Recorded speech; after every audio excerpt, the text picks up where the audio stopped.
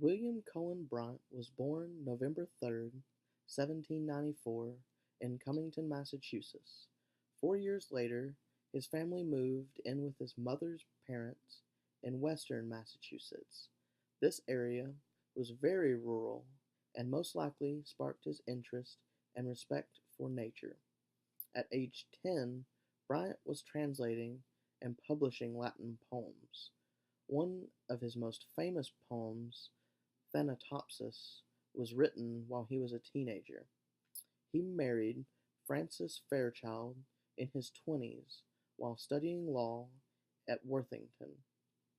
He stayed married for half a century until her death.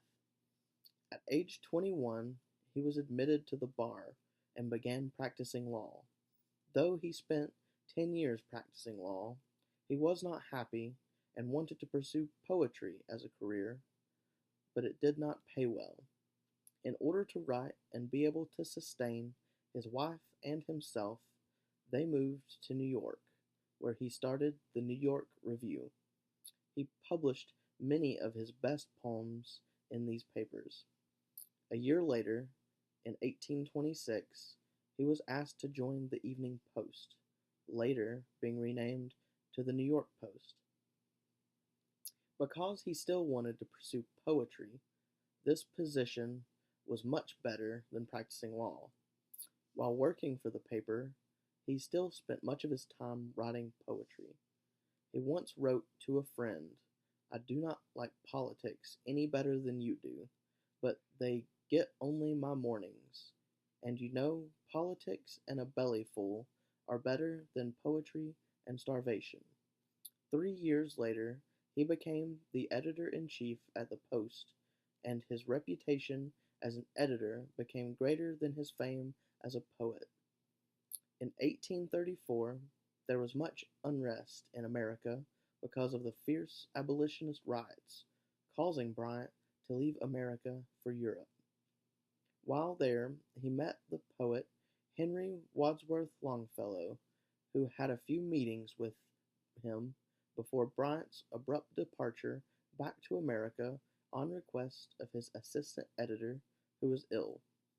In 1844, he wrote an editorial about the city needing a recreational park, which led to the creation of Central Park. Along with this, he also later became a founder of the Republican Party. He also introduced New York to the president to be, Abraham Lincoln. Bryant had power and influence for 50 years as head of the Post until his death on July 8, 1878, at age 84. While William Bryant was part of the Romantic period, along with such poets as Henry Wadsworth Longfellow, Ralph Waldo Emerson, and Edgar Allan Poe, Bryant is often not as remembered for his poetry as these other poets. He is also part of a much more niche group of fireside poets whose messages were for common people. One of the main themes of Romantic poetry was nature, which Bryant enjoyed to write about. In the poem to the Fringed Gentian, Bryant is writing about a single flower. In line 13, Bryant says, "Then doth thy sweet and quiet eye," while referring to the plant. He uses many such non-traditional words which were long out of fashion for the time period in which he is writing and living. He also continually refers to the plant in a personified manner and as though he were treating it with respect. While he was a great poet, he was better known as a world-renowned publisher for the Evening Post. During his position as chief editor, he had much influence on the developing government of our nation.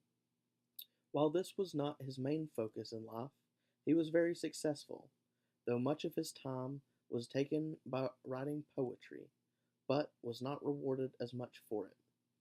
The main theme for his poetry is nature. His writings were strongly influenced by where and how he grew up.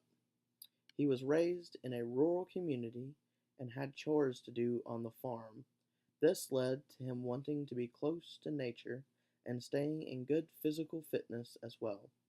During the time he lived in the United States was still developing.